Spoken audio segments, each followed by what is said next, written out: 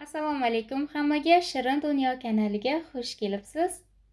Bugun sizlar bilan yana bitta juda ham mazali, tezda tayyor bo'ladigan, to'yimli va barakali yumshoqqina nonushta tayyorlaymiz. Umuman kunning har qanaqa paytida tayyorlab yeyishimiz mumkin. Endi ishimizni boshlaymiz. Kattaroq, chuqurroq idishimizga 2 dona tuxum, 2 osh qoshiqda to'la smetana, 1 yoki 1,5 choy qoshiqda tuz qo'shamiz. Tuzni tabimizga qarab albatta qo'shamiz.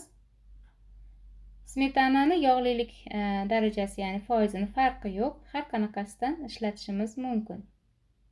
Yaxshilab aralashtirib olamiz bir xil massaga kelgunigacha. Endi buni ustiga biroz sut qo'yamiz. Yana ozgina aralashtirib olamiz. Tayyor massamizni ustiga 200 gram atrofida unni elakdan o'tkazib qo'shamiz. Mana shu joyda ekranda ko'rib turganingizdek elak tushib ketdi.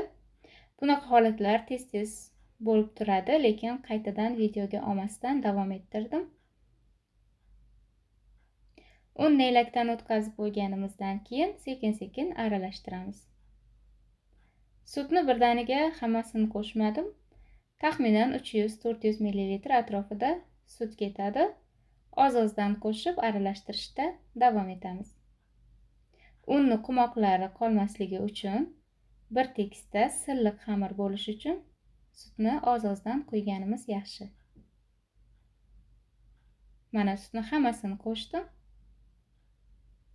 va yana ozgina aralashtirib, bir xil massaga keltirib olamiz.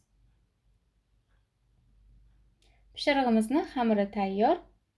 Endi buni ustiga o'zimiz xohlagan har qanaqa mahsulotlardan qo'shishimiz mumkin. 150 gram pishloq qo'shdim va to'g'rab tayyorlab qo'yilgan ko'kat qo'shdim.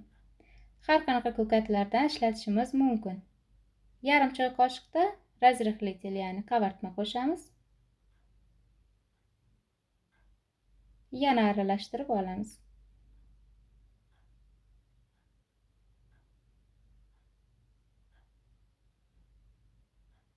Mana tayyor bo'ldi. Quyuq suyuqligini ham ko'rsatib o'tdim. Xamirini tayyorlashga bor yo'g'i 5-6 daqiqa vaqtimiz ketadi. Endi tovani o'rta olovga yaxshilab qizitib olamiz. Qizigan tovaga biroz yog' solib, yaxshilab yog'lab olamiz. Tayyor xamirdan taxminan 2 cho'mich atrofida quyib, ustilarini tekislab yoyib chiqamiz. Tovani qopqog'ini qo'yib, 1-2 daqiqa davomida kutamiz. Tezda o'zi qizarib pishishni boshlaydi. Teskarisiga o'girib olamiz, taglari yaxshi qizarganidan keyin. Yana qopqog'ini qo'yib, yana 1 yoki 2 daqiqa davomida kutamiz.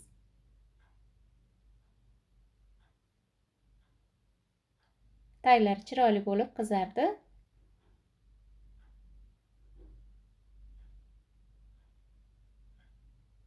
Alohida idishga olamiz.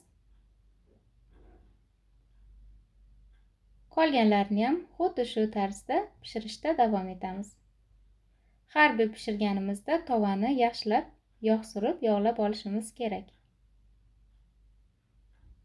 Men tayyorlagan massadan 4 dona xuddi shunaqangi korj, ya'ni pishiriq quymoqlar chiqdi.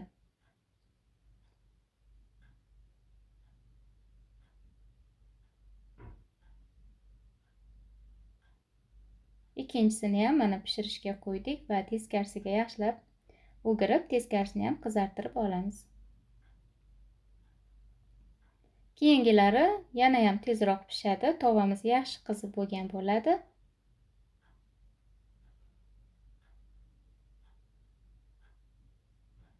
Yumshoqqina bo'lib, juda ham mazali chiqadi. Mana ikkinchisini tayyorlab bo'ldik va qolgan 3-4-sini ham pishirib tayyor qildik.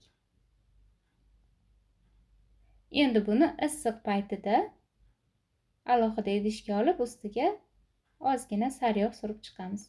yanayam yumshoq, mazaliroq bo'ladi.